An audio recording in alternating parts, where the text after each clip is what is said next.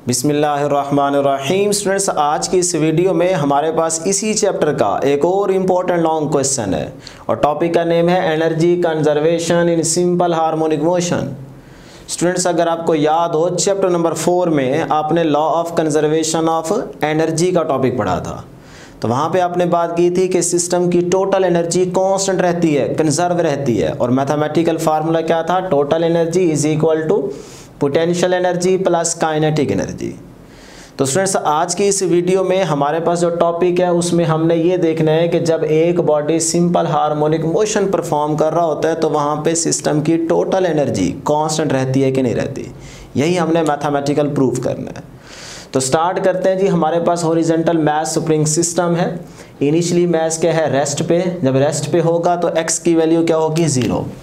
अगर आपके पास x की वैल्यू 0 है तो डेस्टोन सिस्टम फोर्स की वैल्यू भी क्या होगी? 0। अब हम इस पे एक्सटर्नल फोर्स अप्लाई करके बॉडी को मीन पोजीशन से एक्सट्रीम पोजीशन पे लेके आएंगे। जैसे ही एक्सटर्नल फोर्स को रिमूव करेंगे, ड्यू टू रीस्टोरिंग फोर्स ये वाला मास एक्सट्रीम से मीन की तरफ भागेगा और फिर मीन पे रुकेगा नहीं बल्कि मीन से दूसरे एक्सट्रीम पे जाएगा ड्यू टू इनर्शिया, फिर एक्सट्रीम से मीन पे आएगा ड्यू टू रीस्टोरिंग फोर्स, और फिर इस मीन से पहले वाले एक्सट्रीम पे पहुंचेगा ड्यू टू इनर्शिया। इस तरह बॉडी सिंपल हार्मोनिक मोशन को परफॉर्म कर रहा होगा और एक अपनी वाइब्रेशन कंप्लीट कर लेगा। तो डियर स्टूडेंट्स, इसी सिस्टम को देखते हुए हम अगर इस इक्वेशन नंबर 1 में देखें, टोटल एनर्जी किसके इक्वल है? Instantaneous potential energy plus instantaneous kinetic energy. तो मैं अगर इंस्टेंटेनियस पोटेंशियल एनर्जी की यहाँ पे वैल्यू पुट कर दूँ और इंस्टेंटेनियस काइनेटिक एनर्जी को भी फाइंड आउट करके इस इक्वेशन में वैल्यू पुट कर दूँ तो यही इक्वेशन मेरे इस टॉपिक का आंसर बन जाएगी।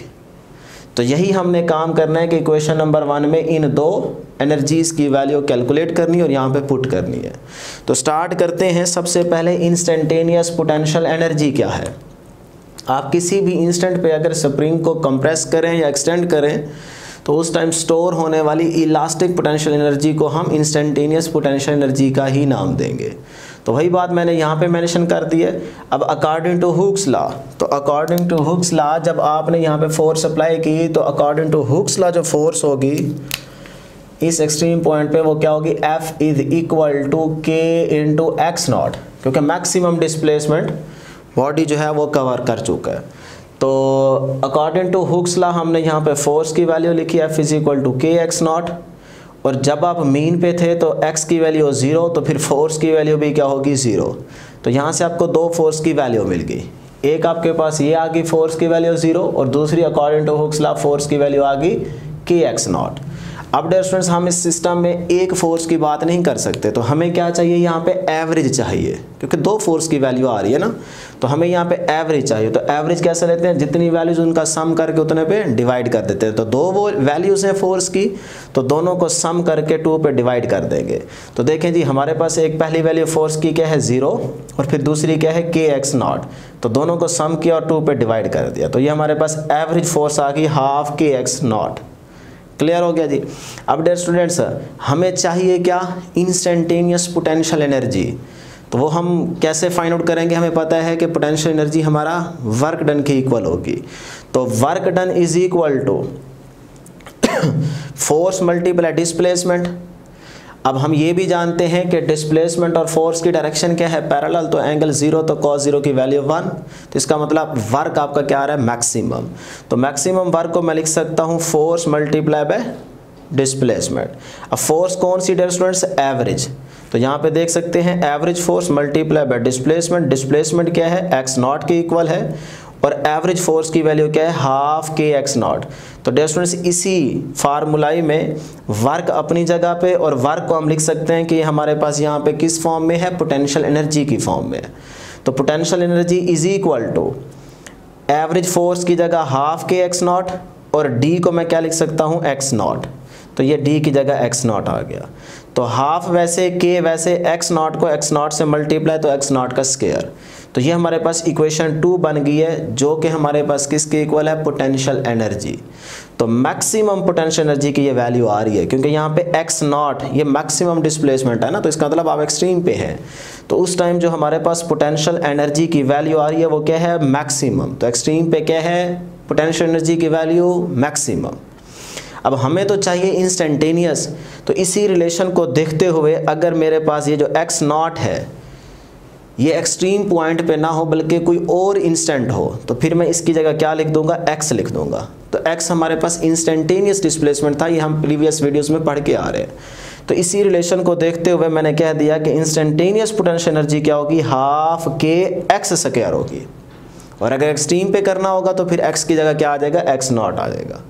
तो हमारे पास ये इक्वेशन 3 बन गई, इंस्टेंटेनियस पोटेंशियल एनर्जी आ चुकी है। अब डियर स्टूडेंट्स, इसी इंस्टेंटेनियस पोटेंशियल एनर्जी की मिनिमम वैल्यू कब होगी, पोटेंशियल एनर्जी की मैक्सिमम वैल्यू तो ये आ गई ना इक्वेशन नंबर 2 में, तो मिनिमम वैल्यू कहाँ पे होगी। तो हम जानते हैं कि मीन पोजीशन पे डिस्प्लेसमेंट की वैल्यू क्या होती है, 0। तो जो मीन पोजीशन का इंस्टेंट है ना, वहाँ पे पोटेंशियल एनर्जी की वैल्यू मिनिमम आएगी। कैसे देख लेते हैं, पोटेंशियल एनर्जी मीन पोजीशन पे is equal to half K x square है ना, एक्स स्क्वायर। अब x मीन पे क्या है, 0, तो 0 पुट करेंगे, 0 का स्क्वायर 0 होगा, 0 को किसी भी चीज़ से मल्टीप्लाई, आंसर 0। तो इसका मतलब पोटेंशियल एनर्जी मिनिमम कब आ रही है, जब डिस्प्लेसमेंट की वैल्यू क्या है, 0, और वो कहाँ पे होती है, मीन पोजीशन पे। तो पोटेंशियल एनर्जी क्या आ गई, 0 आ गई। तो ये पोटेंशियल एनर्जी की मिनिमम वैल्यू आ गई मीन पे, और एक्सट्रीम पे पोटेंशियल एनर्जी की वैल्यू मैक्सिमम आ गई, और इक्वेशन नंबर 3 में इंस्टेंटेनियस आ गई। तो तीनों आपने याद रखनी है कि कोई MCQs में पूछ सकता है, इसलिए हमने अलग अलग फाइंड आउट की है। हमें चाहिए सिर्फ इंस्टेंटेनियस। अब स्टूडेंट्स इक्वेशन 1 में हमें चाहिए इंस्टेंटेनियस काइनेटिक एनर्जी।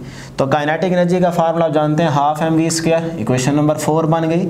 अब इसमें देखिए v वेलोसिटी, तो प्रीवियस लेक्चर्स के अंदर हम वेलोसिटी पढ़ के आ रहे हैं। इंस्टेंटेनियस वेलोसिटी का फार्मूला क्या था, v is equal to x naught square root k/m into 1 minus x square over x naught square. तो डियर स्टूडेंट्स यही v की वैल्यू यहाँ पे पुट कर दें। काइनेटिक एनर्जी वैसे, हाफ m वैसे, आगे v की जगह ये वाली वैल्यू पुट की, और ऊपर क्या है, स्क्वायर, तो यहाँ पे भी क्या आ जाएगा, स्क्वायर। अब dear students half m x naught का स्क्वायर है, तो ये x नॉट स्क्वायर बन जाएगा, और इस सारे का जो स्क्वायर है वो स्क्वायर रूट से कैंसिल होगा, तो k/m into 1 minus x square over x naught square बच जाएगा। अब आप क्या करें जी, k/m को अंदर मल्टीप्लाई कर दें, आपकी मर्जी, या आप डायरेक्ट लिखना चाहें तो आपकी मर्जी। यहाँ से देखें m से क्या हो रहा है, कैंसल, तो क्या रह गया, half K X not, half K X naught square रह गया, और अंदर रह गया 1 minus x square over x naught square. तो ये बन गया आपके पास इक्वेशन नंबर 5, जो कि हमारे पास इंस्टेंटेनियस काइनेटिक एनर्जी है। तो इंस्टेंटेनियस काइनेटिक एनर्जी का ये रिलेशन आ चुका है। अब हम देखते हैं कि ये जो इंस्टेंटेनियस काइनेटिक एनर्जी हमारे पास आई है, तो यही काइनेटिक एनर्जी मैक्सिमम कहाँ होगी और मिनिमम कहाँ होगी।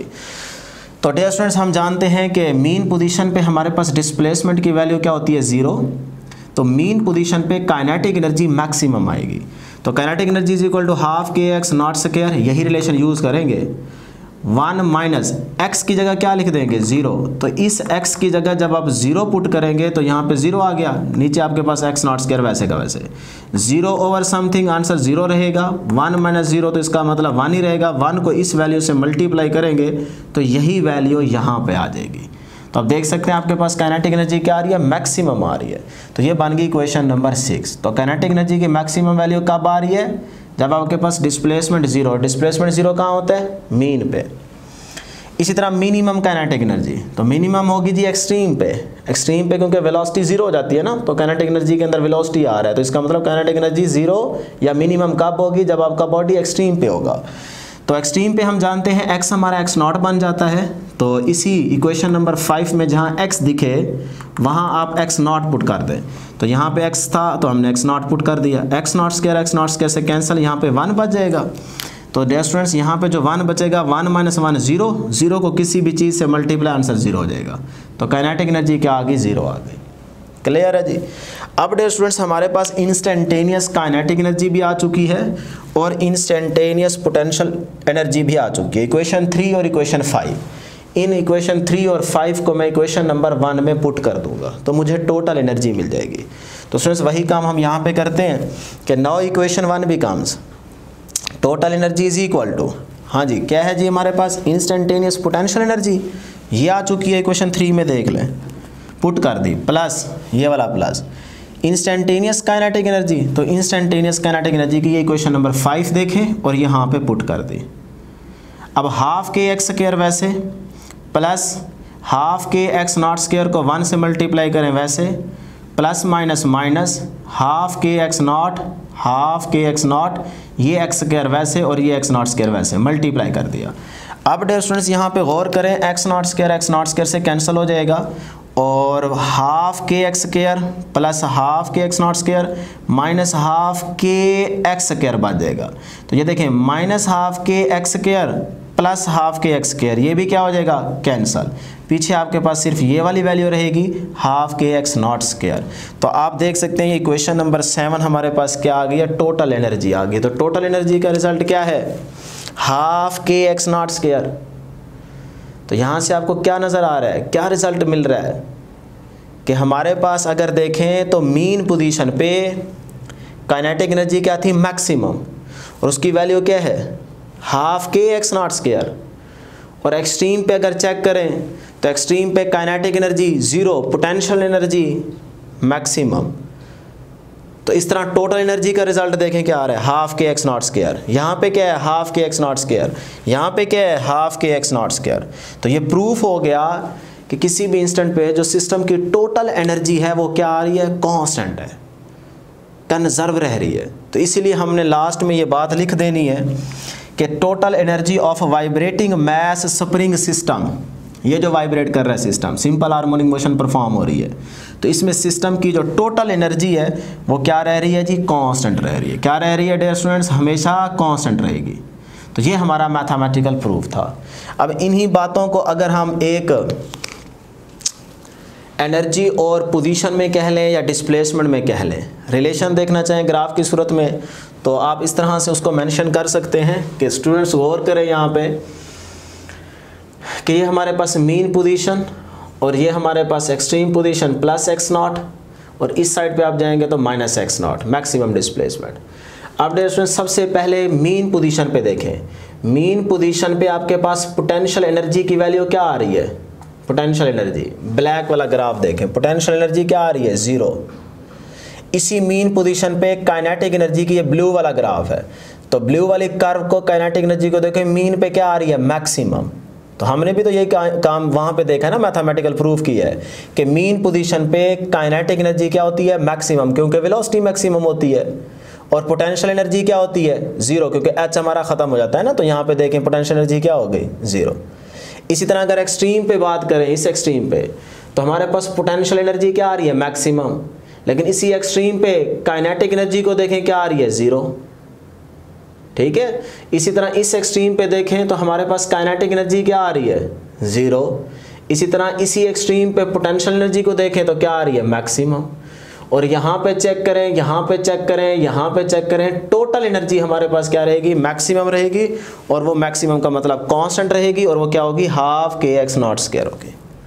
तो इस तरह स्टूडेंट्स आप इस ग्राफ में ये बात देख सकते हैं।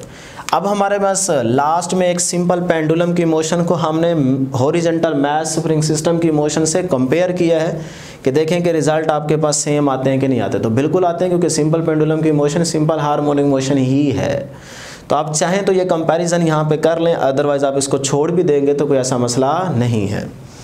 तो यहाँ पे देख सकते हैं कि जब आपके पास मैस स्प्रिंग सिस्टम में आपका मैस क्या होगा, एक्सट्रीम पे, अब ये सिंपल हार्मोनिक मोशन परफॉर्म कर रहा है, ठीक है सिस्टम, तो यहाँ पे होगा एक्सट्रीम पे, तो एक्सट्रीम पे आपके पास एक्सेलरेशन की वैल्यू क्या होगी, मैक्सिमम, क्योंकि डिस्प्लेसमेंट क्या होता है, मैक्सिमम। लेकिन याद रहे जब ये पहले एक्सट्रीम पे होगा तो एक्सेलरेशन की जो डायरेक्शन होगी वो क्या होगी, टूवर्ड्स द मीन। तो यहाँ पे देख सकते हैं। इसी तरह पेंडुलम में देखें तो पेंडुलम कहाँ पे होगा, वो भी एक्सट्रीम पे होगा, यहाँ पे भी एक्सेलरेशन क्या होगी, टूवर्ड्स द मीन पोजीशन, और एक्सेलरेशन मैक्सिमम। तो यहाँ से आप देख सकते हैं क्या है, सेम रिजल्ट है।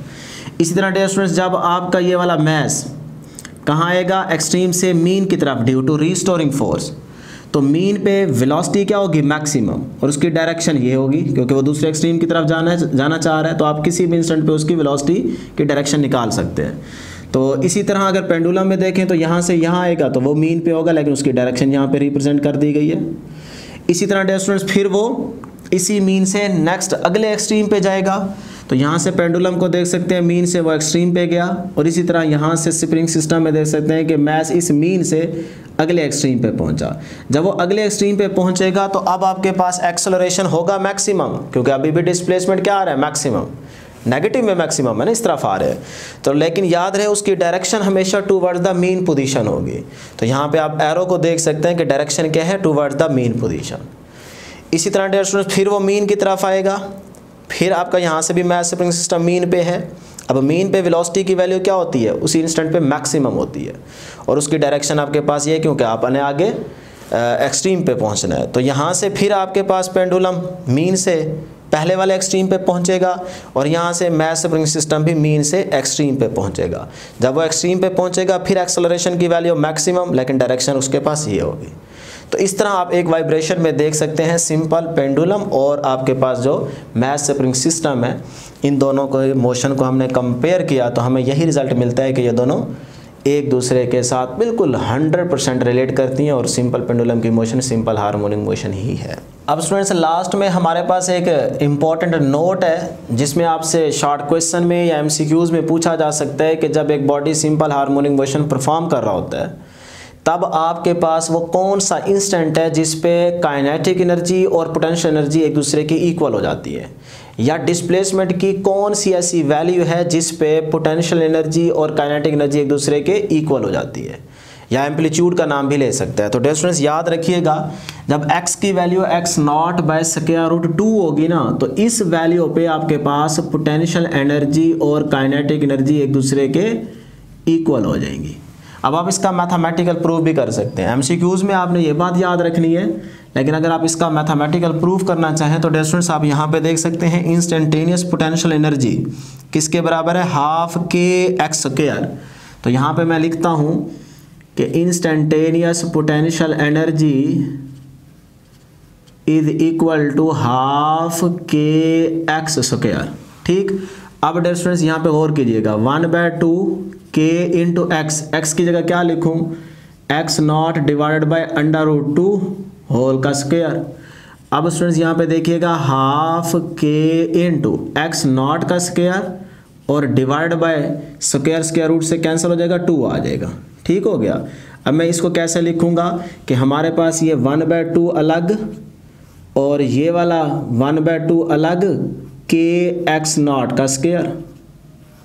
ठीक हो गया। अब डियर स्टूडेंट्स इस बात पे ज़रा गौर करें, ये जो फैक्टर आपको नज़र आ रहा है इसको गौर से देखें। ये क्या है हमारे पास, टोटल एनर्जी है ना, ½ kx0²। तो मैं इसकी जगह लिख सकता हूँ टोटल एनर्जी। तो टोटल एनर्जी को 1 से मल्टीप्लाई तो क्या टोटल एनर्जी रहेगा, डिवाइड बाय ये वाला 2 वैसे का वैसे।